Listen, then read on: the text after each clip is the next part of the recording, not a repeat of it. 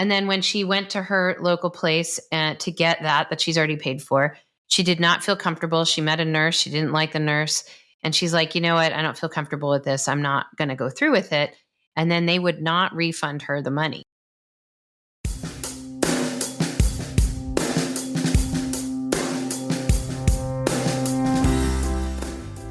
This is Med Spa Mayhem, the podcast all about the chaotic world of medical aesthetics.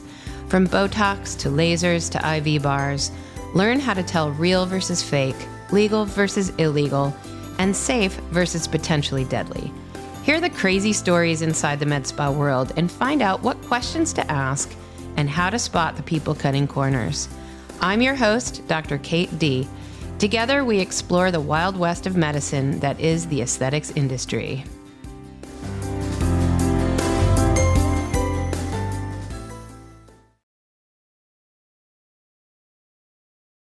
Today, I'm speaking with Stephen Moritz, all about sneaky marketing practices common in the med spa industry, how to spot a bad deal, and avoid the places trying to deceive you and rip you off. This is Dr. Kate D, and I am so excited to have Stephen Moritz here today. I have known Stephen for, I think, 8 or 9 years, something like that, a really long time. Stephen and I met many years ago when he worked for a different company that specialized in med spa marketing. He originally went to the University of Central Florida and still lives in Florida.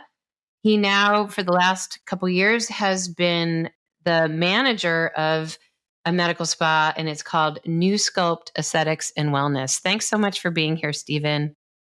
Pleasure to be here, Dr. D. And as always, a pleasure to speak with you. You always brighten my day in so many ways. Well, thank you. I am really interested because you have a very unique perspective on the med spa world from the business side and the marketing side.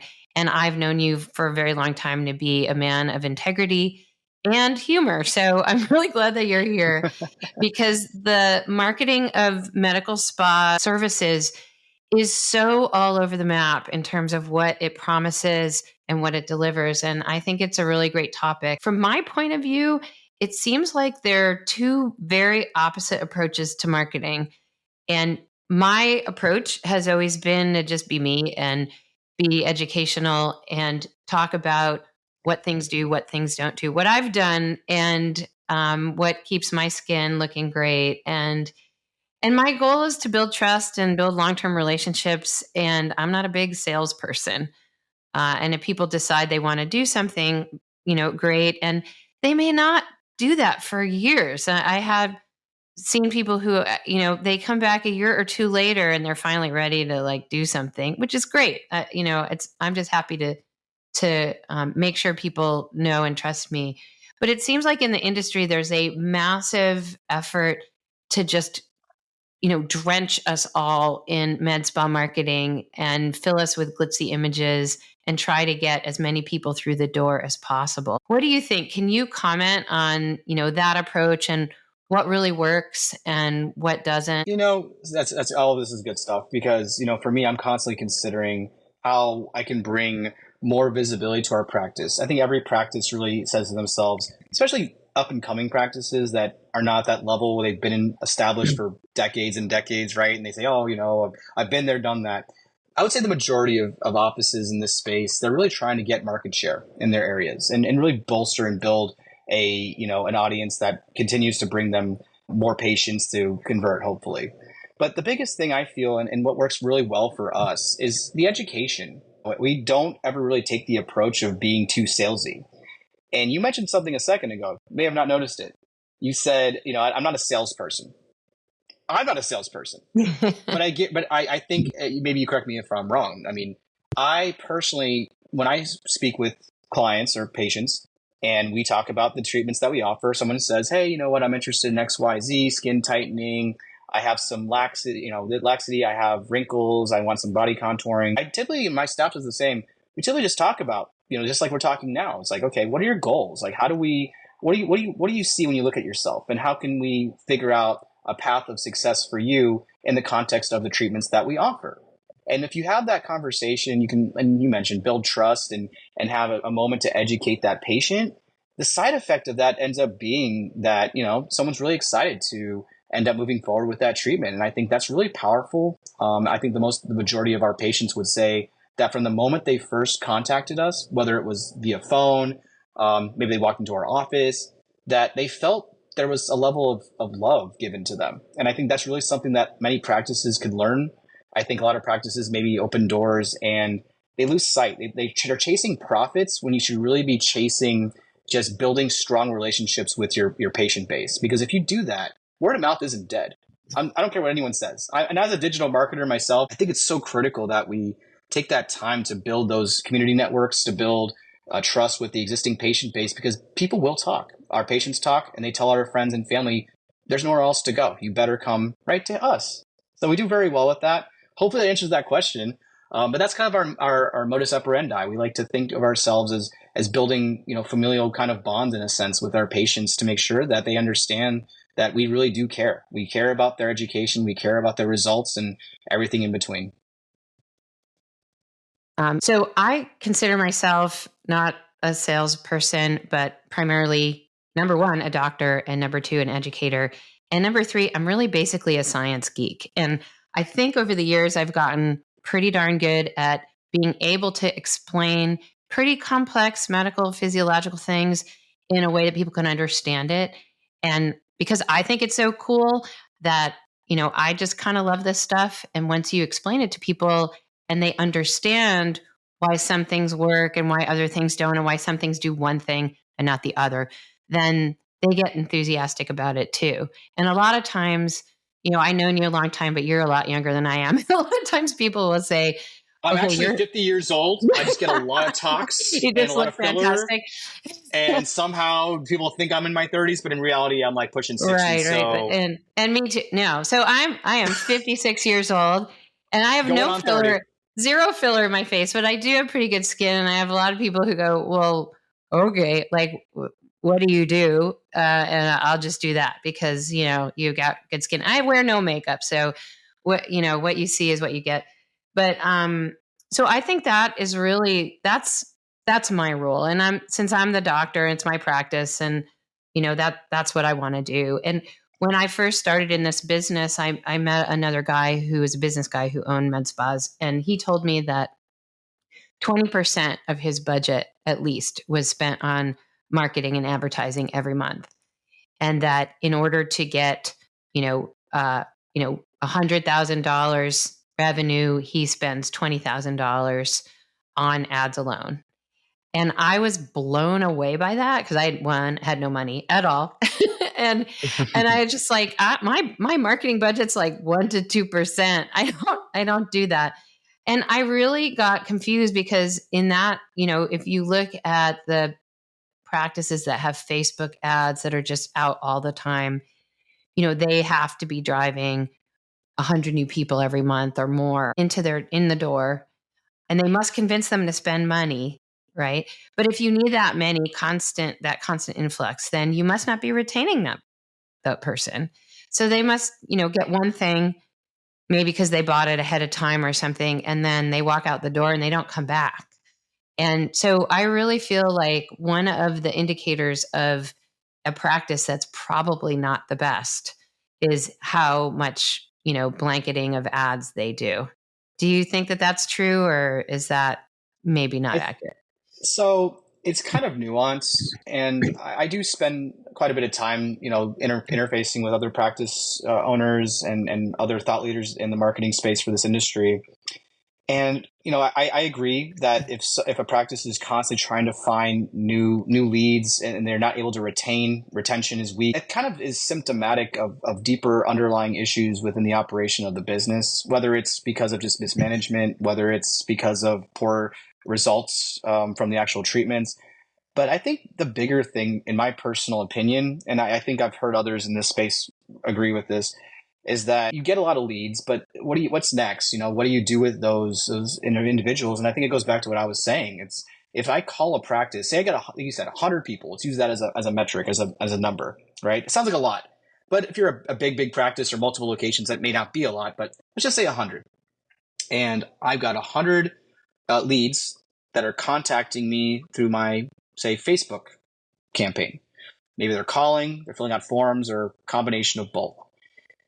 What's happening to those leads, right? Like if people are calling and say I'm one of those leads and I call that practice, they don't pick up. You lost. That person's gone. I call them. They're rude. The staff is rude. Gone. Next one. You know what I'm saying? Like, I call them up or email them. They don't get back to me for a week. Or, I mean, the list goes on of any number of reasons why that opportunity might have been missed. But again, it goes back to maybe a more symptomatic problem of a business that's being poorly run. So you're saying that people are blanketing with ads because they have bad customer service and they've got to make up for that? It could be any number of things. It could be bad results. It could be bad customer service. It could be, okay. How about this? Imagine a problem where it was so bad where it's like, we have so many patients, but then why would you be spending the money on the campaigns in the first place, right? Why don't you focus on the patients you have? Right. Well, that's essentially echoing what I'm saying is that if you're seeing tons and tons of ads, then there's something that's not coming through, right? That's something that they're not delivering. I would agree with that. Absolutely. Yeah. And I think, and that's and not to say like it's inappropriate for a successful or a well-run practice to have ads. I think having market visibility is important. You could be a great practice doing everything right, but guess what? 10 more competitors popped up around you. Like in our Boca Raton office, for example, in South Florida, there's at least 7 offices within, kicking distance from us. So if that's the case, you got to be somewhat competitive. So I wouldn't want anyone to think that because you see an ad that's a sign or a symptom of perhaps a mismanaged practice. I just think that you should be mindful of if you do reach out to a practice, what kind of interaction you get and the timeline of interaction. So for example, I make sure that myself and my team, anytime a lead comes in, whether it's from an ad or from just a simple phone call or a walk-in, we are right there, Johnny on the spot, making sure that every patient's getting the attention that they deserve and the education that they, require to make a valid decision. And whether it's with us or with someone else, we want patients to really have that peace of mind that when they're coming to us, they're going to get the absolute best experience on top of the absolute best outpatient outcome from their treatment and or whatever they're getting. Right. I totally agree. I think that's really true. That kind of brings me to another topic, and that is Groupons. Okay.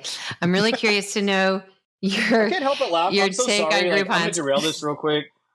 Can I tangent this? Is that allowed? May I? Sure. Take it away. Okay, let's take a step aside. Me not being a marketer in this space, me not being a practice director in this space, or say I didn't know anything about it, elective medical, med spas. I personally don't like Groupon. I used to like Groupon years ago, but something happened during the pandemic in 2020 where all of Groupon, in my opinion, maybe at least in my area, kind of went to, it just doesn't, it feels really cheapened. And so anyway, we can go back and do your points, but I feel like there's the general consumer maybe feels similar to me. And I have a factoid here for you. Groupon has lost more than half of its users since 2017. They went down from 50 million users to 20 million users on average. How did that happen? Why did that happen? I think there's a lot of questions there, but in the context of this conversation. I have a theory about that that's not in our little pre-preparation notes here. I personally also stopped using Groupon. I didn't know anything about Groupon, and Groupon came out, and I thought, well, what the heck? Why not? And I went to, a long time ago, a restaurant that I had been to several times. I really liked it, and they had a Groupon. And I happened to see that for some reason, and I got it, and I went there, and the fact that we had a Groupon, the wait staff was so awful, and they were expecting us to be, not give a good tip or something. I don't know, but we had terrible service when we told the person that we had a Groupon. Well, that's terrible. I'd rather pay more and get good service and get great food and then support the restaurant. And then what I found out later was that Groupon takes a full 50% of the entire amount that you paid. So you're already paying for that thing at a discount, right? And they're taking a full 50% of that. Right. So most businesses work on pretty small margins. Most businesses work anywhere from 1% to 2%, like in a grocery store, to not much more than that for a restaurant, to not much more than that for anything, really. And most margins, if it's 20 or 30%, is just miraculous. So you're already losing money the moment you sell anything with a Groupon. And so this is the thing about Groupons with aesthetic practice is that I know exactly how much everything costs. I'll tell you. And I've seen Groupons for Botox that says, $8 a unit. And there is no way you're going out of business if you sell Botox at that. It may seem like a great deal, but the cost of the Botox and the syringes alone is about that. Plus, Yeah, right. you got to pay your overhead and your rent and your insurance, and then you got to pay someone to inject it, right? That's not free. Oh, yeah. You get that complaint a lot, actually. Like people say, "Oh, I can find. Why are you guys charging $12 a unit? We can get it elsewhere for $8 on Groupon." And I just it's tough to have to explain that, though. I would say as a practice, but here's the thing. So if you're getting $8 Botox, there is something not right. Okay, so either it's fake Botox, which is very possible. People order fake Botox from China all the time and other countries, or they're illegally importing Botox from somewhere else. So it's actual Botox, but they're illegally importing it. Or they're watering it down potentially, which is really dumb. You could water it down once, but once you do that, nobody's going to come back because it didn't really work or didn't last. I hear that a lot, actually. I have a lot of friends that have gone to some places that I won't name, and they report that. They say, "Why is it that I went to get Botox in one med spa and great results, and I went to another place, got the same number of units, and nothing happened?" Right. How does that work? Right? And it's terrible. I mean, did they get hurt? Was the patient's safety in jeopardy? Were they harmed in the process? No, but in a sense, yes, they absolutely were harmed. Their wallet was. Well, yes. So you can either put yourself in danger because you're getting some, illegally imported fake Botox or other toxin. There's other toxins that are allowed in other countries or are not FDA approved here, and it's not legal to import those. The other thing that I have seen is a bait and switch where you buy a Groupon and then you go to use it and they say, "Oh, we're all out of that product, but you can apply the amount of money that you paid for something different." And for the longest time, there's some place in my general area that always had a Juvederm Groupon for really cheap. Mm-hmm. And I could never figure out what the heck, how did they have this super cheap Groupon? Because it was going on for years.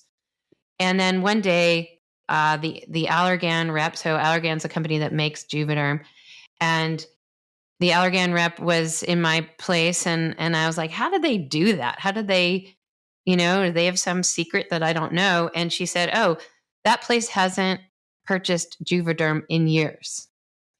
And I'm like, "Well, how do they run the Groupon then? They're selling it." And she's like, "Oh yeah, you walk in there and there's a sign at their front desk that says, 'Why rent when you can buy?'"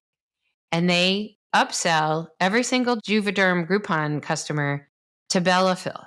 So Bellafill is a permanent filler. It is made out of plastic and it's pretty dangerous. So most doctors will not touch it with a 10-foot pole because it's not reversible. So if you have any complications, you cannot fix them. But basically what they said is, "Oh, we're all out of Juvederm, but you can use that money as a deposit on Bellafill." And they literally talk everybody into Bellafill like, "Oh, we don't have any Juvederm." And I think that's just remarkable. So bait and switch is alive and well in the med spa industry.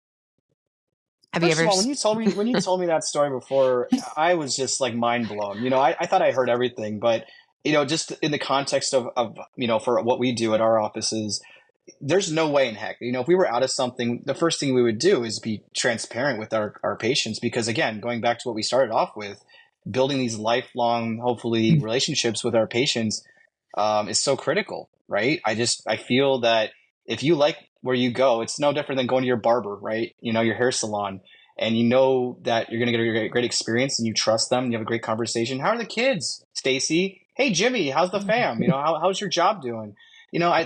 We love to build that. And I think the bait and switch, beyond it being just bad business and being dishonest in a sense, and then kind of being like, "Oh, you're here now, you might as well."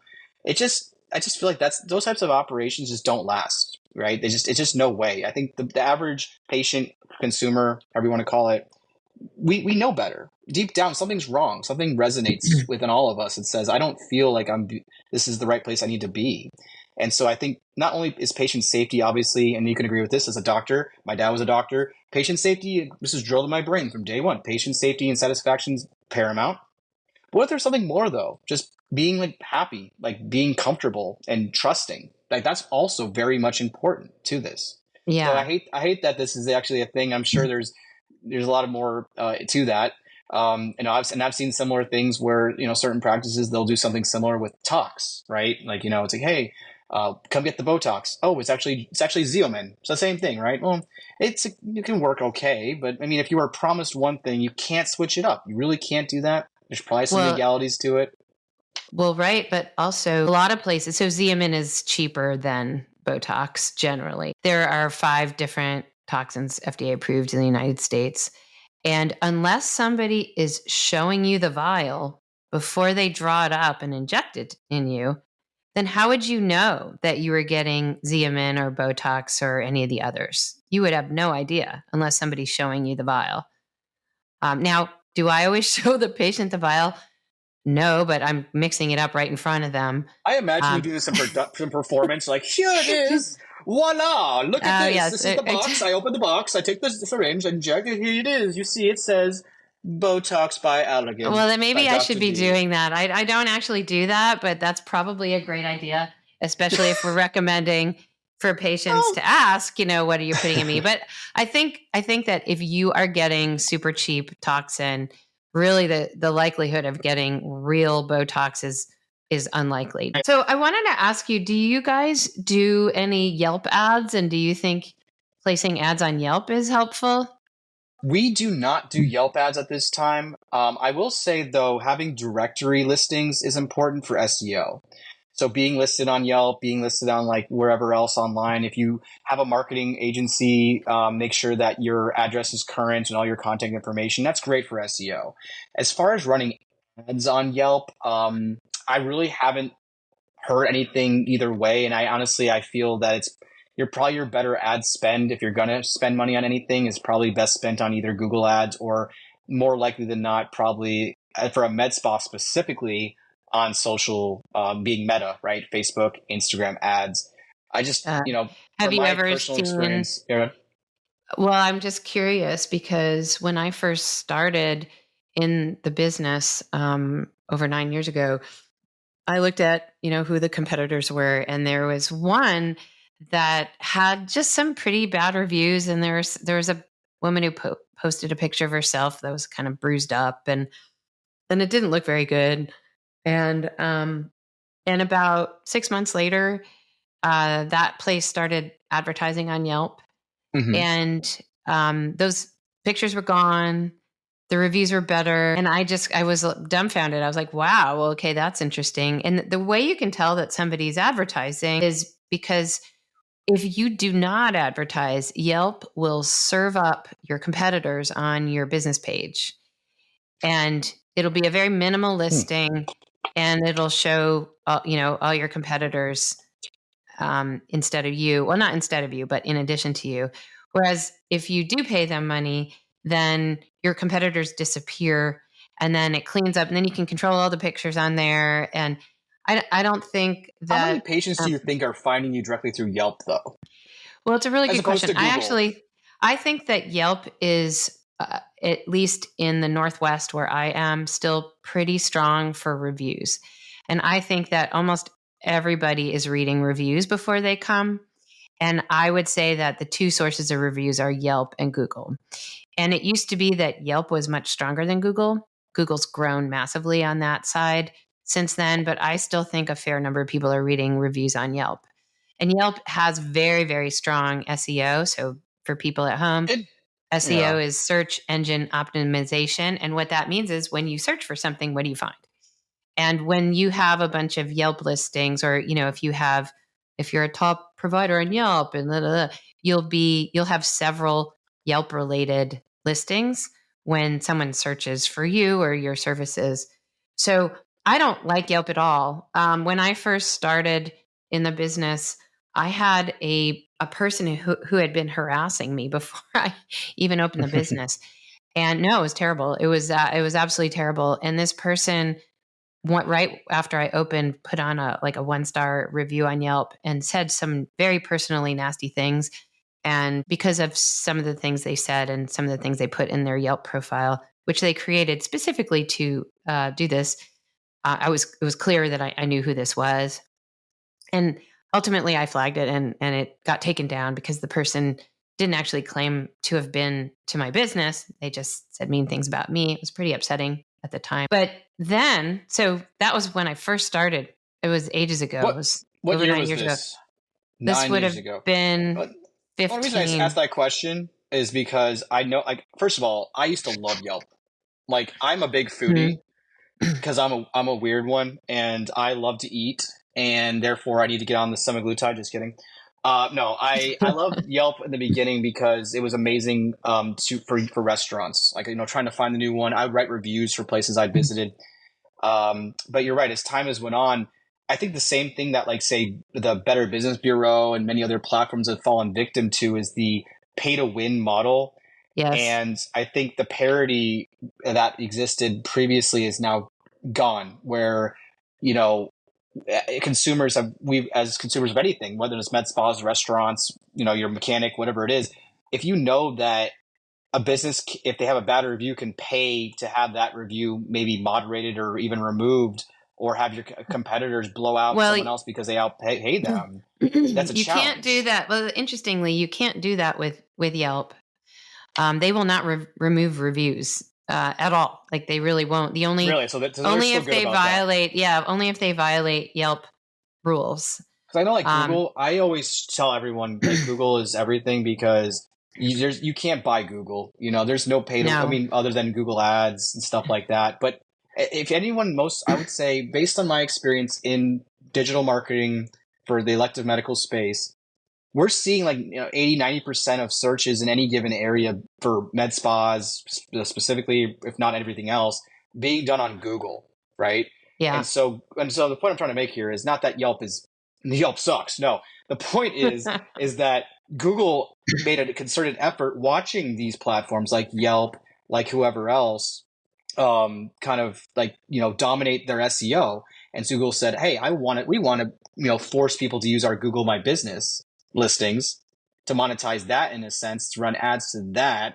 And so we're going to prioritize getting reviews on Google. So from my experience, again, Dr. D, your experience will be slightly different, but from what I've seen working through some of this is that if you search, like, Glow Med Spa reviews, New Sculpt reviews, what's the first thing you're going to see in search result? Is going to be the Google for sure. And so, but it wasn't always the case. Like, flash forward back. That's why I said, what was the time frame here?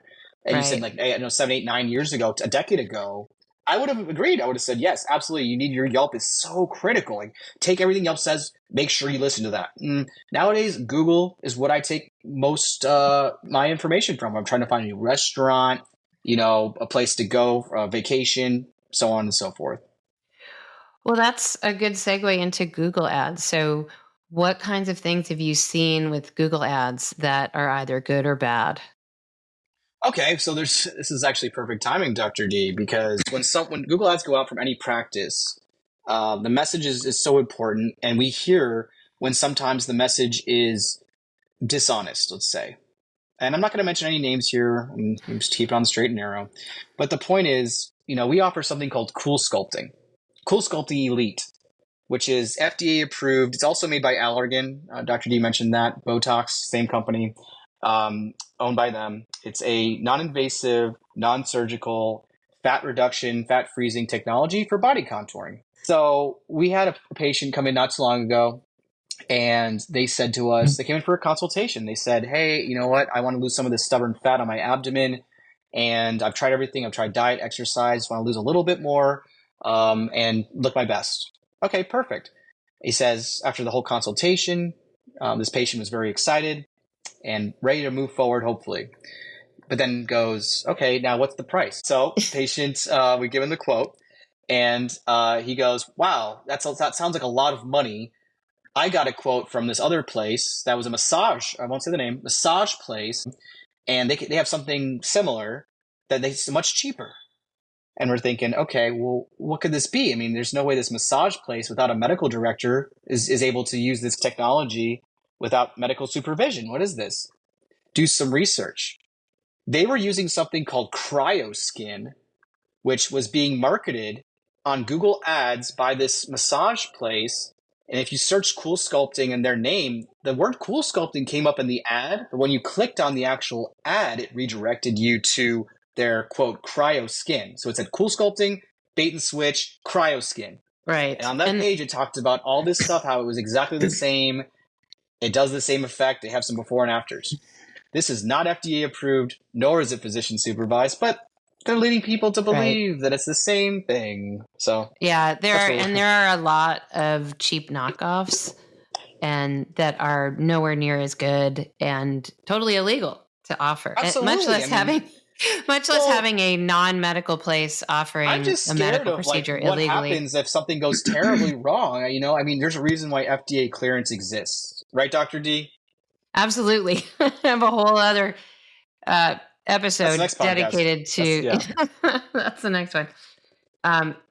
So it's really important with all these ads to know that you're getting the real thing and that you're getting what you're paying for, because there are so many people cutting corners and buying illegal lasers, illegal fat destroying devices, and they don't really work. Okay, they don't work. They're really, really bad. And you have a very high likelihood of getting burns or other issues from these devices that aren't made right.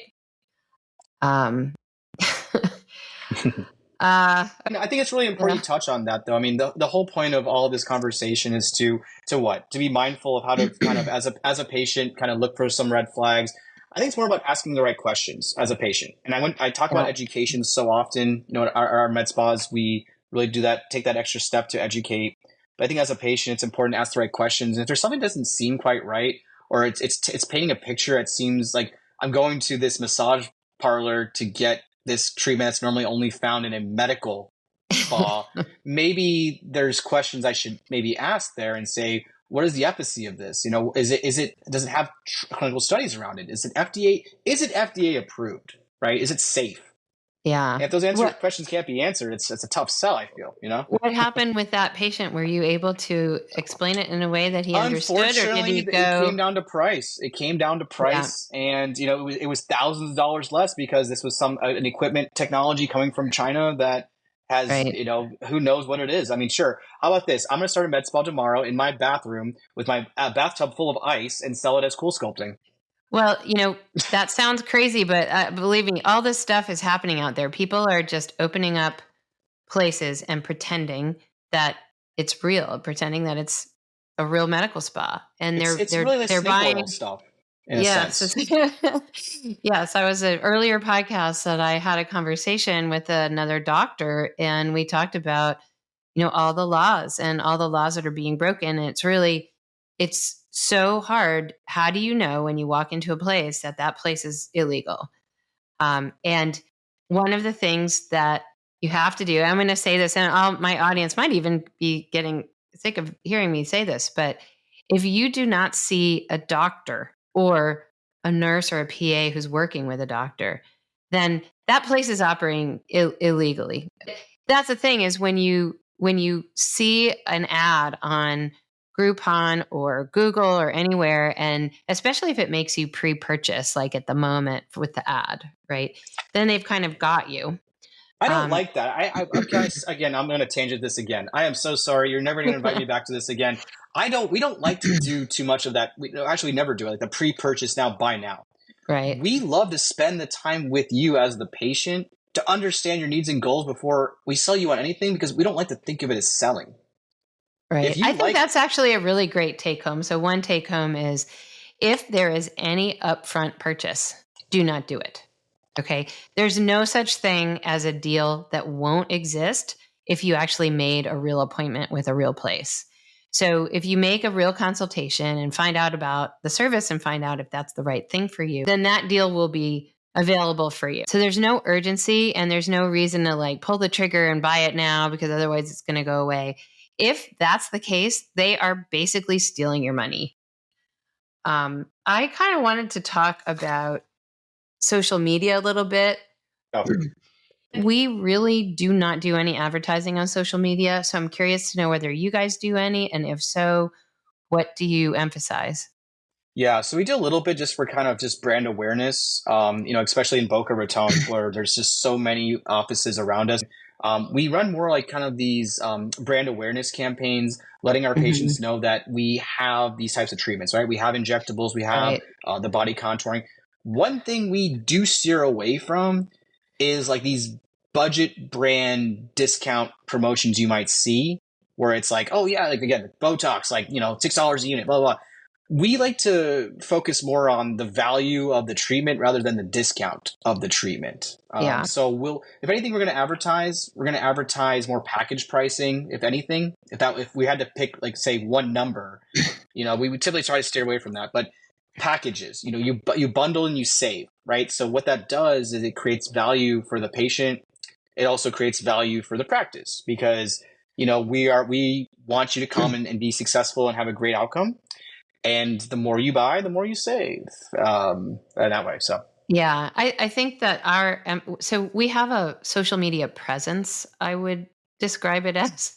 We Mhm. do not do any advertising on social media. We feel like we have to be present there so we're findable.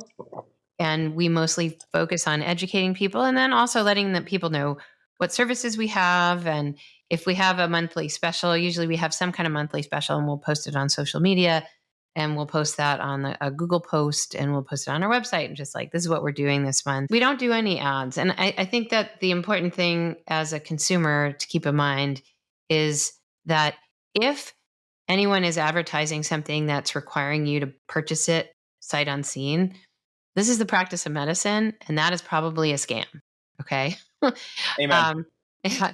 And I think that anything that looks too good to be true probably is. And the other thing is that like one thing that we struggle with is other places are posting constant before and afters that are, in my mind, completely unrealistic, and probably most of them are photoshopped or doctored in some way. And a lot of places have no they make their injectors actually. I've now realized that I do not do this. And I actually don't really want my injectors putting our patients on social media. I don't think that most of our patients just want to suddenly show up on social media. But what happens is there's this barrage of before and afters that promise um, really unrealistic results. And so people are looking at, lips or cheeks or, some sort of weird perfection, and they're like, "Ooh, I want that." And we've had not a ton, but we've had a number of people that come in and say, "Well, I want those lips or I want that jawline," you know. And believe me, like we can plump people's lips, but we can't actually change the shape of your lips. Not possible, okay? It's your lips. You're born, you develop them, that's what they look like. We can't suddenly make them look different. We can make them bigger. And I think that it's really hard to convince people when once they've seen these very bizarre, unrealistic results on social media, it's really hard to convince people what's realistic. And I truly believe that these places are doctoring their photos. Absolutely. I mean, Um, look at this. Look at the advent of like AI and stuff. I mean, it's going to get worse. What was the Crown Princess Duchess of Wales recently with her AI, yeah, or no, is it Photoshop Catherine photos? I mean, Middleton.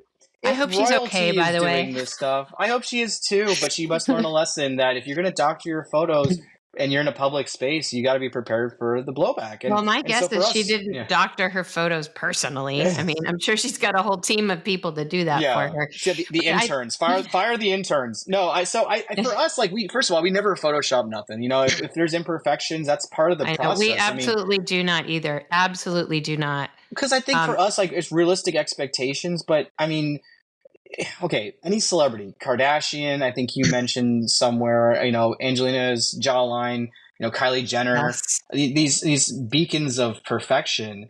I guarantee if you met them in person, you wouldn't see the same thing you're seeing on Instagram. But who am I to judge? The point is, we should be comfortable in our skin. For us, we try to be realistic with our patients and say, we're going to help you look and feel your best. but we're not going to make you look like a cartoon character either. Like there's got to Right. be a limit of where science and medicine can take you, and then present that and be honest about it. And I think that from the results we get from our social media, whether it's the organic posting or the paid stuff, we do post before and afters, we do videos. We try to be honest about this because, again, going back to the very beginning, we want to create a culture where people understand that our brand, our New Sculpt brand, is something that is first and foremost making sure our patients can get the best results, make them happy, and really, just have amazing outcomes at the end of the day. And that's really what is true in our hearts. As long as we steer toward that, that's our North Star. We'll be totally fine. But I think a lot of practices, they do that. They put these things out there that are just like, it's just impossible. And it leaves us, Dr. D, it leaves you and I scratching our heads saying, first of all, even if that was possible, how would we even do that? And you've been a doctor for many, many years. I've worked with doctors like yourself and thousands of others. And I don't know one. I've worked with some of the biggest names in this industry. And I'm like, who could possibly do this? But meanwhile, Right. Dr. Scratch and Sniff in a van down by the river can stick you, no problem, and get you that result. I just don't get it. So I think And it's like you said, if it's too good to be true, seemingly, at least ask the question, right? At least ask the question. yeah, I think that is the main message for all those before and afters and the messages on social media. If it seems unrealistic, it's unrealistic. Okay. It's not even probably, it just is. Well, I want to cover one last topic Sure. before we sign off. And that is about what I would just call fake consults. So we talked about this one chain that we won't name, but their model is to have a consultation initially with someone that's like a virtual consultation with someone who kind of comes off as a provider, but is actually a salesperson. And the reason I know about this is because we had a patient who called us saying that she wanted to know how much we charge up front if she came in for a service. And we're like, well, you'd have to have a consultation first. And she's like, well, I wouldn't have to like pay up front. And I'm, well, no, because we don't even know what you need. We need to assess you and make a recommendation. And she had gone to this other place that's kind of well known, honestly, national chain. And their policy is to have a upfront consultation, which she thought it was a consultation. And they said, oh, yes, you need some filler for your cheeks. That'll be $1,500, which you need to prepay. And they took her prepayment before she ever saw a clinician. And then when she went to her local place to get that she's already paid for, she did not feel comfortable. She met a nurse. She didn't like the nurse. And she's like, you know what? I don't feel comfortable with this. I'm not going to go through with it. And then they would not refund her the money. And Insane. she called us and she wanted to know what our policies are. And I'm like, well, we don't even know what we would recommend. You can come in for a consultation. And we do charge $50 for a consultation, but then that acts as a credit towards anything you might Yeah, it do. goes toward So your treatment. So it's technically yeah, a complimentary consultation with a credit. essentially it's, but so this patient was relieved and she, I think, ended up coming in, but her thing was, well, don't worry, my dad's a lawyer and I'm going to get my money back. so, Oh, like credit card, just so charge it back, I'm right? sure I'm sure she fixed that, but I just find that to be very unethical, right? Like that you haven't even seen a medical provider, much less a doctor, and they're forcing you to pay before you even see somebody. That's That's crazy. mind-boggling to me. That's absolutely mind-boggling. I have a similar story. I think I might have told you this. Maybe I didn't. We had a patient come to us. They said, "Oh, I went to this, again, big chain place, and they said they could do cool sculpting for this price. Great, it was an amazing price. It was a blockbuster price, like way, way lower than we could even match because we have the latest and greatest Cool Sculpting Elite." And so I took it upon myself. I said, you know what? Let me contact this place and secret shop and pretend to be a patient to see what this is actually like. Because I know what the cool sculpting experience should entail. I'm actually certified in cool sculpting as a technician. So I contact them. And so during the normal consultation process for this is body sculpting, body contouring, fat reduction technology, which is only done by a technician, supervised directly by a doctor or a nurse or a doctor. There's got to be qualifying questions, right? Like, do you have pinchable fat? If I have excess fat on my abdomen, for example, and I want it removed, don't you think that whoever's consulting with me to see if I'm a candidate to actually like take a peek at that stomach area or my arms or my neck or whatever it might be. So I call this place. It's the exact same thing, virtual consultation with someone who immediately identified themselves as a salesperson, basically. They said, oh, hi. And I think I asked that question. I think I said, so are you a nurse? Oh, no. I'm in Colorado. I had called for a place in Florida. I'm in Colorado. And I'm such and such. I'm just one of like the support team members. So basically just, customer service, which is fine. Nice enough, I guess. But I asked the question. I said, well, I'm interested in this cool sculpting stuff you guys got. Can you tell me more about it? Okay, well, here's the price. And I said, well, I want to ask the price at some point, but don't you want to see if I'm a candidate for this? Like, this is me like knowing perhaps like what this should go, how it should go. And the woman goes, oh, okay. I'm like, do you want me to show you if like I have enough pinchable fat? Like I'm trying to like now kind of guide the conversation. Like, come on, do your thing. Come on, do something. And she's like, okay, you can pull up your shirt if you want. Like, I can pull my shirt. So I finally, after me as the air quotes patient, prompting this person to ask that question, I lifted up my shirt. I pinched my fat. She goes, okay, you're good. Like literally 2 seconds. We spend in our consultations, we'll mark our patients up. We'll have them pinch their fat. We'll palpate with our providers, and we'll look and we'll see and explain the treatment process. This is all before any payment's been made. And obviously, if someone asks right off the bat, how much is it going to cost? We'll do our best to gauge, but it really is hard to gauge the full cost of this treatment unless we've had a chance to evaluate you. How is it that we have to do that in office, in person, most of the time?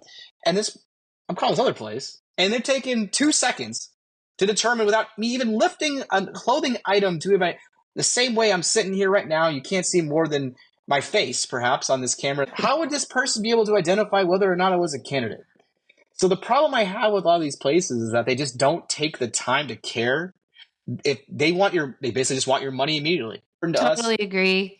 If you're getting a fake consultation and somebody's basically just trying to sell you something, then it is not worth it. And don't go through with that. Did that place want an upfront payment before you went in? Yes, absolutely. They promised all these things. And by the way, I was secret shopping, so I didn't go through with this. But they were very, right. It was enticing, not really. No, they wanted all this upfront stuff and had these promises of discounts. But it turns out they weren't even offering the same treatment that's Cool Sculpting Elite. They were offering Cool Sculpting, and then I had to ask them the question, is this Elite or not? And they said, only when I had to, as someone that happened to be knowledgeable, ask the question. And they said something to the effect of, it's the same treatment, it's the same efficacy. I'm like, I know it's not. So they basically lied to me on a lot of levels. But I could see if I didn't understand or know. I have the benefit of working at a practice. I have the benefit of having the training.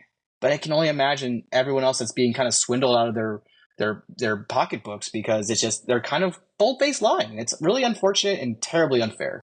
Yeah, and so I would love to just sum this up, and because we are now over time. But I really appreciate your coming on because we've really talked about a lot of important things, and I'm hoping that the audience understands and like really has a grasp of just how outrageous some of the marketing and advertising is for the med spa space, and how to kind of gauge whether something sounds legitimate or not, because there are so many practices like bait and switch and fake consults that are really, people are sucking the money out of people and not really helping them. And I think that, the goal, hopefully, for all of you at home is to find somebody that you trust, who's just educating you, who just tells you the story on what the machines do or what our injectables do, what our treatments do, and how they help and how long that takes. As much of what we do actually takes quite a long time to have the results reveal themselves over time, and to set realistic expectations.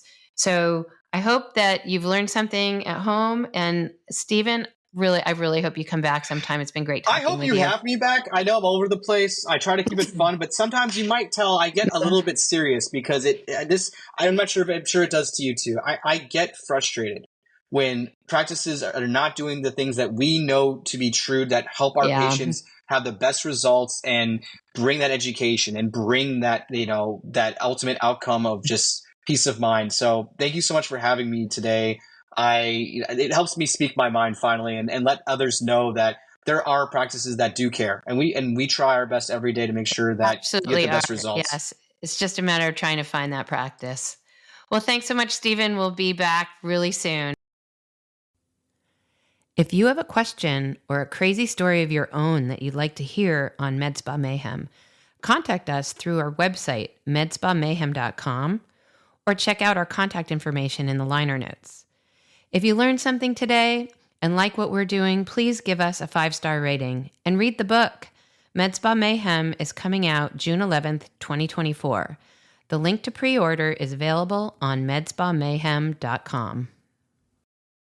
We hope you've enjoyed our conversation about deceptive marketing practices and that you have the tools you need to avoid falling for them.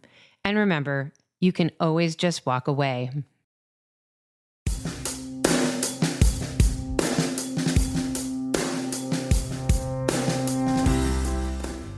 This has been Med Spa Mayhem with Dr. Kate D.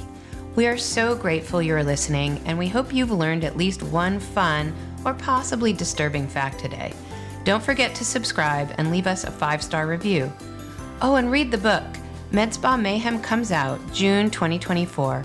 Available everywhere books are sold. You can pre-order now on Amazon, Barnes & Noble, and at bookshop.org. Links and more can be found on medspamayhem.com.